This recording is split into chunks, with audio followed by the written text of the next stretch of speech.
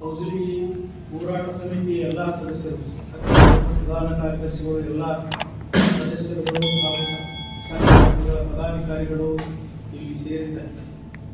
ಈಗಾಗಲೇ ಡಾಕ್ಟರ್ ಸಣ್ಣಕ್ಕಿ ಅವರು, ಜಿಲ್ಲಾ ಹೋರಾಟ ಸಮಿತಿಯ ಪ್ರಧಾನ ಕಾರ್ಯದರ್ಶಿಗಳಾದ ಡಾಕ್ಟರ್ ಸಣ್ಣಕ್ಕಿ ಅವರು ಸಾಕಷ್ಟು ಬಗ್ಗೆ ಹೇಳಿದ್ದಾರೆ.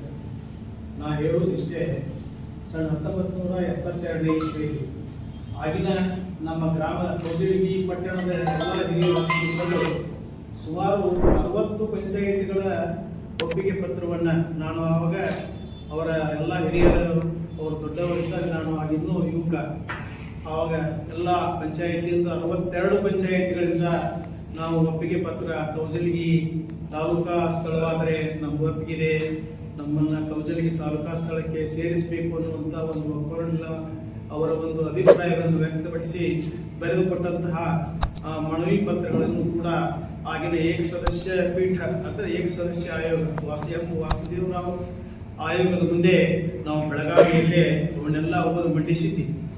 ಆ ಪ್ರಕಾರ ಸನ್ಮಾನ್ಯ ಎಂ ವಾಸುದೇವರಾಯರವರು ಅಂದರೆ ದೇವರಾಜ ಅರಸು ಕಾಲದಲ್ಲಿ ಅದು ಆ ಆಯೋಗವನ್ನು ನೇಮಿಸಲ್ಪಟ್ಟಿದ್ದು.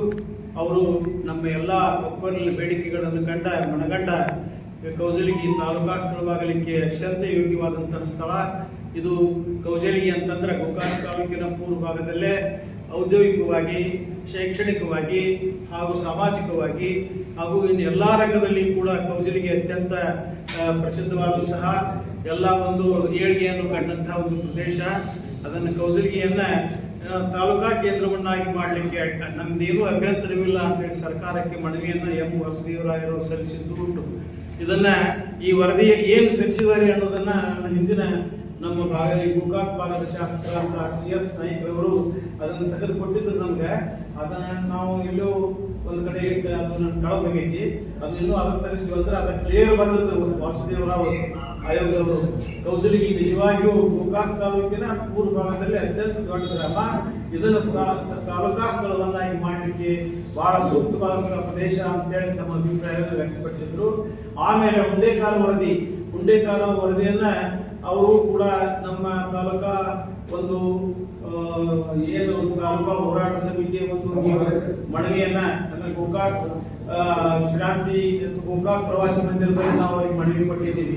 ಆ ಟೈಮ್ದೊಳಗೆ ಹುಂಡೇಕಾರ ಅವರು ಕೂಡ ಈ ಗೋಕಾಕ್ ಇದು ಕೌಸಲಗಿ ನಿಜವಾಗಿ ಕೇಂದ್ರ ಸ್ಥಳವಾಗಲಿಕ್ಕೆ ಅತ್ಯಂತ ಸೂಕ್ತವಾದಂತಹ ಸ್ಥಳ ಅಂತ ಹೇಳಿ ತಮ್ಮ ಅಭಿಪ್ರಾಯವನ್ನು ವ್ಯಕ್ತಪಡಿಸಿದರು. ಆಮೇಲೆ ಗದ್ದಿಗೌಡರ ಸಮಿತಿ ಅಂದ್ರೆ ಅದು ಜಿಲ್ಲೆಯ ವಿಂಗಡಣೆ ಮಾಡತಕ್ಕಂತಹ ಸಮಿತಿ, ತಾಲೂಕಿಗೆ ಸಂಬಂಧ ಇರಲಿಲ್ಲ.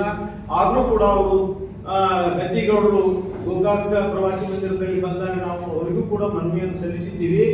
ಆಗ ಅವರು ಏನಂತಂದ್ರೆ ಗೋಕಾಕ್ ಅತ್ಯಂತ ಸೂಕ್ತವಾದಂತಹ ಬೆಳಗಾವಿ ಜಿಲ್ಲೆ ಅತ್ಯಂತ ವಿಸ್ತಾರವಾದಂತಹ ಪ್ರದೇಶ ಐತಿ. ಇದನ್ನು ಹೊಡೆದ ಕೇಸಿಂದ ಇಲ್ಲಿ 2 ಜಿಲ್ಲೆ ಗೋಕಾಕ್ ಮತ್ತು ಚಿಕ್ಕೋಡಿ ಜಿಲ್ಲೆಗಳನ್ನಾಗಿ ಮಾರ್ಪಡಿಸಿ ಕೌಸಲಗಿಯನ್ನು ಅದೇ ಸಂದರ್ಭದಲ್ಲಿ ತಾಲೂಕಾ ಸ್ಥಳ ಅಂತ ಹೇಳಿ ಘೋಷಣೆ ಮಾಡಬೇಕು ಅಂತ ಹೇಳಿ ತಮ್ಮ ಅಭಿಪ್ರಾಯವನ್ನು ಅವರು ಗದ್ದಿಗೌಡರು ಕೂಡ ವ್ಯಕ್ತ ಮಾಡಿದ್ರು. ಅದೇ ಪ್ರಕಾರ ನಾವು ಸಾಕಷ್ಟು ಹೋರಾಟಗಳನ್ನು ಮಾಡಿದ್ದೀವಿ. ಬಹುಶಃ ಎಲ್ಲಾ ಮುಖ್ಯಮಂತ್ರಿಗಳಿದ್ದಾಗ ಎಲ್ಲ ಮುಖ್ಯಮಂತ್ರಿಗಳಿಗೆ ನಾವು ಮನವಿಯನ್ನ ಅತ್ಯಂತ ವಿನಯಪೂರ್ವಕವಾಗಿ ಸಲ್ಲಿಸಿ ನಮ್ಮ ಶಾಂತಿಯುತವಾದಂತಹ ಹೋರಾಟವನ್ನು ಮಾಡಿ ಸರ್ಕಾರದ ಒಂದು ಕಿವಿ ಚುಚ್ಚಿಸ್ತಕ್ಕಂಥ ಕೆಲಸವನ್ನು ಮಾಡಿದ್ದೀವಿ. ಆದ್ರೆ ಯಾವುದೋ ರಾಜಕೀಯ ಇಚ್ಛಾಶಕ್ತಿಯ ಕೊರತೆಯೋ ಅಥವಾ ಮತ್ತೇನಾದರೂ ಕಾರಣ ಏನು ಗೊತ್ತಾಗಲಿಲ್ಲ. ನಮ್ಗಿಂತೂ ಅತ್ಯಂತ ಹಿಂದೆ ತಾಲೂಕಾ ಸ್ಥಳಕ್ಕೆ ಹೋರಾಟ ಮಾಡಿದಂತಹ ಮೂಡಲಗಿಯನ್ನ ತಾಲೂಕಾ ಸ್ಥಳ ಅಂತ ಘೋಷಣೆ ಮಾಡಿದ್ರು.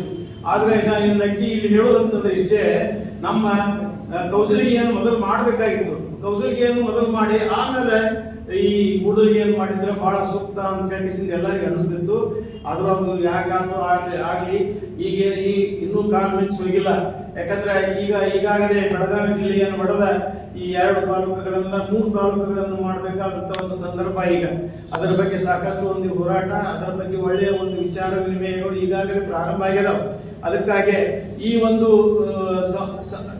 ಸಮಯದಲ್ಲಿ ಅಂದ್ರೆ ಈ ಜಿಲ್ಲೆಯನ್ನು ಹೊಡೆದು ಈ ಜಿಲ್ಲೆಯ ಪುನರ್ ವಿಂಗಡಣೆಯನ್ನು ಮಾಡಿ ಗೋಕಾಕ್ ಮತ್ತು ಚಿಕ್ಕೋಡಿ, ಬೆಳಗಾವಿ ಈ 3 ಜಿಲ್ಲೆಗಳನ್ನು ಮಾಡುವಂತಹ ಈ ಸುಸಂದರ್ಭದಲ್ಲೇ ನಮ್ಮ ಕೌಸಲಗಿಯನ್ನು ಒಂದು ತಾಲೂಕಾ ಸ್ಥಳ ಅಂತ ಘೋಷಣೆ ಮಾಡಬೇಕು. ಯಾಕಂತಂದ್ರೆ ನಮ್ಮ ಕೌಸಲಗಿ ನಿಜವಾಗಿ ಮೊದಲಿನಿಂದಲೂ ಇದು ರಾಜವಂಶಸ್ಥರಿಂದ ಆಳಲ್ಪಟ್ಟಂತಹ ರಾಜರಿಂದ ಆಳಲ್ಪಟ್ಟಂತಹ ಒಂದು ಕೇಂದ್ರ ಸ್ಥಳ ಇದು. ಯಾಕಂದ್ರೆ ಕೌಸಲಗಿ ದೇಸಾಯಿ ಅಂತಂದ್ರೆ ಇದು ಒಂದು ರಾಜಸ್ಥಳ ರಾಜಧಾನಿಯಾಗಿತ್ತು. ಅದು ಕೌಜಲಿ ದೇಸಾಯಿ ರಾಜಧಾನಿ ನಮ್ಮ ಕೌಜಲಿ, ಅದು ಕೇಂದ್ರ ಸ್ಥಳವಾಗಿತ್ತು. ಅದಕ್ಕೆ ಇದನ್ನು ಮಾಡಲೇಬೇಕು ಕೌಜಲಿ ಅಂತ ಹೇಳಿ ನಮ್ಮ ಒಕ್ಕಲಿನ ಒಂದು ಅಭಿಪ್ರಾಯವನ್ನು ಎಲ್ಲ ಸರ್ಕಾರದ ಮುಂದೆ ಮಂಡನೆ ಮಾಡಿದ್ದೀವಿ.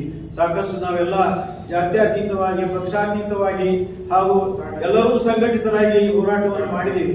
ಅದೇ ಪ್ರಕಾರ ಮುಂದೆ ಚಿಕ್ಕೋಡಿ ಮತ್ತು ಗೋಕಾಕ್ ತಾಲೂಕುಗಳನ್ನು ಪುನರ್ವಿಂಗಡಣೆ ಮಾಡಿ ಅದನ್ನ 2 ಜಿಲ್ಲೆಗಳನ್ನ ಘೋಷಣೆ ಮಾಡಿದ್ರು ಜೆ.ಎಚ್. ಪಟೇಲ್ ಸರ್ಕಾರ ಇದ್ದಾಗ.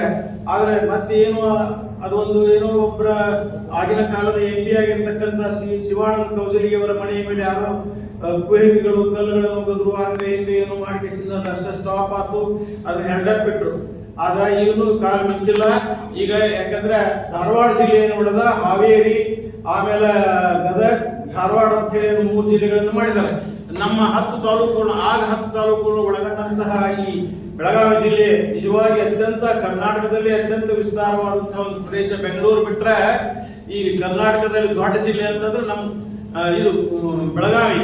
ಇದನ್ನು ಕೂಡ ತಕ್ಷಣ ಆದಷ್ಟು ತೀವ್ರ ಇದನ್ನು ಪುನರ್ವಿಂಗಡಣೆ ಮಾಡಿ ಚಿಕ್ಕೋಡಿ ಮತ್ತು ಬೆಳಗಾವಿ ಮತ್ತು ಗೋಕಾಕ್ ಈ 3 ಜಿಲ್ಲೆಗಳನ್ನಾಗಿ ಪರಿವರ್ತನೆ ಮಾಡಬೇಕಂತ ಹೇಳಿ ನಾವೆಲ್ಲ ಒಗ್ಗೂರಿನಿಂದ ಒತ್ತಾಯ ಮಾಡ್ತಾ ಇದ್ದೀವಿ ಸರ್ಕಾರಕ್ಕೆ. ಅದೇ ಒಂದು ಸಂದರ್ಭದಲ್ಲಿ ನಮ್ಮ ಕೌಜಲಿಯು ಕೂಡ ತಾಲೂಕಾ ಸ್ಥಳ ಅಂತ ಆಗ್ಬೇಕು. ಯಾಕಂದ್ರೆ ಇದ್ರ ಬಗ್ಗೆ ಈಗಾಗಲೇ ಮೊನ್ನೆ ನೀವೆಲ್ಲ ಪತ್ರಕರ್ತರ ಎದುರಿಗೆ ಸನ್ಮಾನ್ಯ ಗೋಕಾಕ್ ಶಾಸಕರಂತ ರಮೇಶ್ ಅಣ್ಣ ಜಾರಕಿಹೊಳಿ ಅವರು ಕೂಡ ನಿಮ್ಮ ಮುಂದೆ ಹಿಡಿದಾರೆ. ಏನಂತಂದ್ರೆ ಈ ಬೆಳಗಾವಿ ಜಿಲ್ಲೆಯನ್ನು ಒಡೆದ ರಾಜ್ಯ ಪುನರ್ವಿಂಗಡಣೆಯನ್ನು ಮಾಡುವಾಗ ಈ ಕೌಜಲಿಗೆ ಮತ್ತು ಕುರ್ಚಿ ಇವೆರಡು ತಾಲೂಕಾ ಸ್ಥಳಗಳನ್ನ ಘೋಷಣೆ ಮಾಡಿ ಇದನ್ನ ಗೋಕಾಕನ ಜಿಲ್ಲೆಯನ್ನಾಗಿ ಪರಿವರ್ತನೆ ಮಾಡಬೇಕು ಅಂತ ಹೇಳಿದರೆ, ಆ ಪ್ರಕಾರ ಅವರು ಕೂಡ ನಮ್ಗೆಲ್ಲ ಬೆಂಬಲ ವ್ಯಕ್ತ ಮಾಡಿದ್ದಾರೆ. ನಮ್ಮ ಶಾಸಕರು ಎಲ್ಲಾ ಕೆಲಸಗಳು ಮುಗಿದವನನ್ನು ಈ ಪೂರ್ವಭಾಗದಲ್ಲೇ ಕೌಜಲಿಗೆ ಮಾಡತಕ್ಕಂತ ಒಂದು ಸಂದರ್ಭದಲ್ಲೇ ಇನ್ನೊಮ್ಮೆ ಸರ್ಕಾರ ಈ ಜಿಲ್ಲೆಗಳನ್ನು ಪುನರ್ವಿಂಗಡಣೆ ಮಾಡುವಾಗ ಈ ಕೌಜಲಿಗೆಯನ್ನು ತಾಲೂಕಾ ಸ್ಥಳವನ್ನಾಗಿ ಮಾಡೇ ಮಾಡ್ತೀನಿ ಅಂತ ಹೇಳಿ ಒಂದು ಒಕ್ಕಲಿನಿಂದ ನಮಗೆಲ್ಲ ಆಶ್ವಾಸನೆಯನ್ನು ಕೊಟ್ಟಿದ್ದಾರೆ. ಅದಕ್ಕೆ ಅವರಿಗೆ ನಾನು ನನ್ನ ವೈಯಕ್ತಿಕವಾಗಿ ಹಾಗೂ ನಮ್ಮ ತಾಲೂಕಾ ಹೋರಾಟ ಸಮಿತಿಯ ಪರವಾಗಿ ಅವರಿಗೆ ನನ್ನ ಅನಂತ ಧನ್ಯವಾದಗಳನ್ನ ಅರ್ಪಿಸಲಿಕ್ಕೆ ಇಚ್ಛೆ ವ್ಯಕ್ತಪಡಿಸ್ತಾ ಇದ್ದೇನೆ. ಅದಕ್ಕೆ ಆದ್ಮೇಲೆ ಈಗ ಇಷ್ಟೇ ನಾವು ಈಗಾಗಲೇ ನಾವು ಸಾಕಷ್ಟು ಸಾಮೋಪಾಯ ಹಾಗೂ ಶಾಂತ ರೀತಿಯಿಂದ ನಮ್ಮ ಹೋರಾಟಗಳನ್ನ ತಾಲೂಕಿನ ಸಲುವಾಗಿ ಮಾಡ್ತಾ ಬಂದಿದ್ದೇವೆ. ಆದರೂ ಕೂಡ ನಮ್ಮ ಒಂದು ಹೋರಾಟಕ್ಕೆ ಒಂದು ಸೂಕ್ತವಾದಂಥ ಬೆಂಬಲ, ಸೂಕ್ತವಾದಂಥ ಒಂದು ಬೆಲೆ ಸಿಕ್ಕಿಲ್ಲ.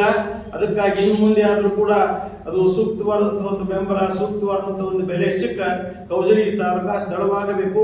ಒಂದು ವೇಳೆ ಈ ಜಿಲ್ಲೆಯನ್ನು ಒಡೆದು ಗೋಕಾಕ್, ಚಿಕ್ಕೋಡಿ, ಬೆಳಗಾವಿ ಜಿಲ್ಲೆಗಳನ್ನು ಮಾಡುವ ಒಂದು ಸುಸಂದರ್ಭದಲ್ಲಿ ನಮ್ಮ ಕೌಜಲಿ ತಾಲೂಕಾ ಸ್ಥಳ ಅಂತ ಘೋಷಣೆ ಆಗದಿದ್ರೆ ಉಗ್ರ ಹೋರಾಟವನ್ನು ಕೂಡ ನಾವು ಬೆಂಗಳೂರಿನಲ್ಲಿ ಮಾಡಲಿಕ್ಕೆ ಸಿದ್ಧರಿದ್ದೀವಿ ಅಂತ ಹೇಳಿ ಈ ಸಂದರ್ಭದಲ್ಲಿ ನಮ್ಮ ವೈಯಕ್ತಿಕವಾದಂತಹ ಒಂದು ಕಳಕಳಿಯನ್ನ, ವೈಯಕ್ತಿಕವಾದಂತಹ ಒಂದು ಇಚ್ಛೆಯನ್ನು ವ್ಯಕ್ತಪಡಿಸಿ ನಾವು ಏನ್ ಮಾತಾಡಲಿಕ್ಕೆ ಅವಕಾಶ ಕೊಟ್ಟದಕ್ಕಾಗಿ ನಿಮ್ಮೆಲ್ಲರಿಗೂ ಅನಂತ ಧನ್ಯವಾದಗಳು.